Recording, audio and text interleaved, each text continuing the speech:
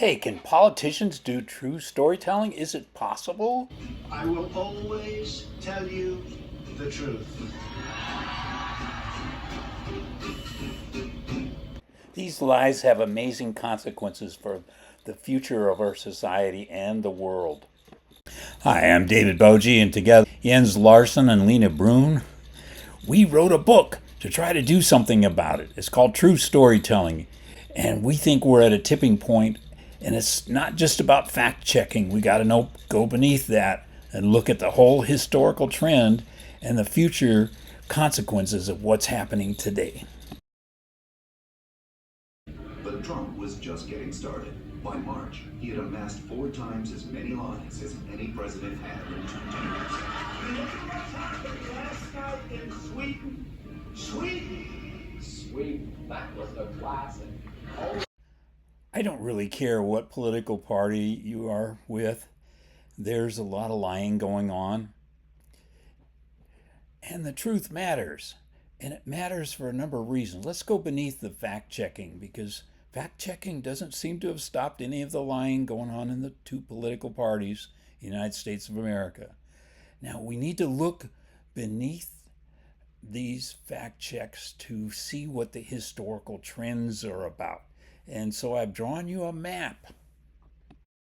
In this true storytelling map, we're going to go beneath, first of all, the fact checking, the opinions, he said, she said, and then we're going to go before into the stories already there. And what we have in the United States is a history of white Christian nationalism, American fascism growing again, and we've got white evangelical mania going on. Like that, there is some compelling data to back up how much white Christians, especially evangelicals, love Trump. Entrance polling from last night shows that 55% of the respondents were white evangelical Christians, and 53% of them voted for Trump. Now compare that to 2016, when 62% of respondents identified as white evangelicals, but only 21% voted for Donald Trump. In the 8 years between those 2 Iowa caucuses, Donald Trump has not only more than doubled his support from evangelicals, he has also redefined what it means to be one. This has changed the present, the state of being of the Republican Party. And we've got the MAGA Party, and we've got that party within the Republican Party. 58% of those polled, including 1 in 4 Republicans, said the former president's Make America Great Again movement was threatening America's democratic foundations. And it's a tipping point. It is changing what was once a great party in the United States. Let's say, oh no, you find out you're in the MAGA cult and you need some deprogramming to get back to reality. You're part of the 7 white Christian nationalism sins. You're in the American fascist movement, and that white Christian nationalism, the white evangelical way of thinking. Oh no, you're a MAGA cult member. What are you ever going to do about it? All right, it's time to look at the future. Many of the evangelical pastors and preachers are coming out and saying, no, no, no, this is not the way. This is not it. Hold on, here's the thing. If you tell a lie repeatedly over and over and over again, people start to believe it's truth. And that's not true storytelling. Well, this dangerous idea that has taken root in America, that something is true merely because you want to believe it's true, has got to go. I have spent an awful lot of time on this show in the pre-Trump and then the Trump presidency years trying to convince people that this man would never concede losing an election no matter what the truth was. And what made me so sure of that was that America had become a place where truth no longer mattered. It was all about whether it felt right in your gut. Each political party makes their bets on the future, and this is part of the map that we're doing. But let's say some things about Hannah Arendt first. Okay, Hannah Arendt pointed out that it was ideology, that totalitarian regimes can only prevail if the masses are able to accept them, and that's why MAGA is dangerous. Ideological thinking becomes emancipated from the reality, and no true storytelling is going on. So, this ideological thinking in the MAGA movement is completely dangerous. And the risk, the bet on the future that I'm going to tell you, if we don't change, is a totalitarian regime. Okay, the truth is just ahead, and that's what we cover in True Storytelling. We believe the truth matters. Now, here's how you get there. You go beneath the concepts, the fact checking, the right and the wrong, the polarities of the political party. You go into the before, the deep histories, and makes this retrospective sense making of all the generations that have come before that have brought us to this MAGA point.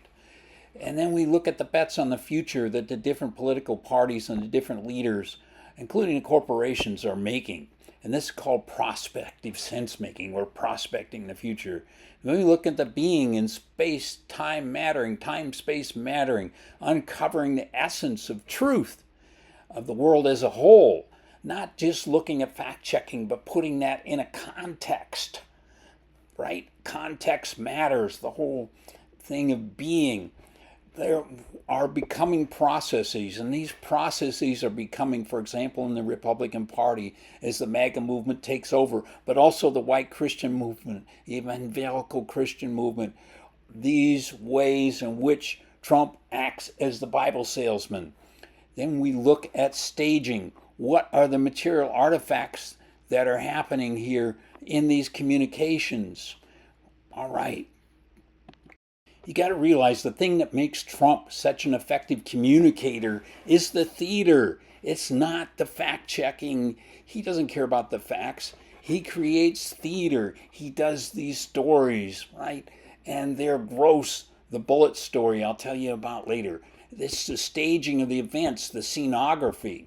And finally, number 7, let's go beyond to get at horse sense, good sense, a sixth sense, what Charles Saunders Peirce called abduction, in between induction and deduction. In other words, as Hannah Arendt was saying, we got to look at how people are thinking and get them to think beneath the facts, before, the bets, the being, the becoming, the staging, right?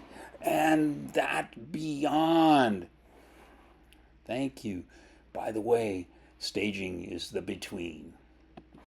So one of the things, again, that I feel like, you hear this phrase sometimes, and pundits use this, they'll say something about something in politics, they'll say, it's just theater. And I always get very confused by that as a person who loves the arts. What do you mean, just theater? Theater is powerful. Theater, there's no such thing as just theater. It's theater. And yes, Trump did theater, he did performance. And yet, so often, these bits, these skits he would do, sometimes they'd be comedy skits. He'd do multiple voices moving around the stage. And in the first campaign, 3 that would show up pretty reliably were the call, the snake, and the bullet. And the call was he would do both sides of a phone call with a company that he was just going to call. When he becomes president, this is how we're going to handle sending jobs overseas. He'll just call them up and he would play out the whole phone call, and the crowd is cheering because he's telling off the boss just the way they wish they could. The snake, he takes actually a song originally written by a black civil rights activist.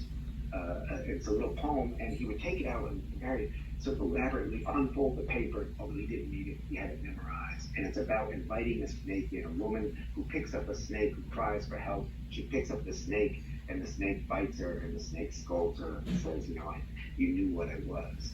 To him, this is a metaphor for what is happening by immigrants coming to the United States. We let immigrants in, and then they fight us. And that would always be accompanied with a kind of a litany of martyrs. You would name these individuals, usually white individuals, who've been killed by undocumented people of color. And a fair number of people in the crowd knew those names, although I think, we'll talk about it later, I think the age of martyrs really came post-January 6th.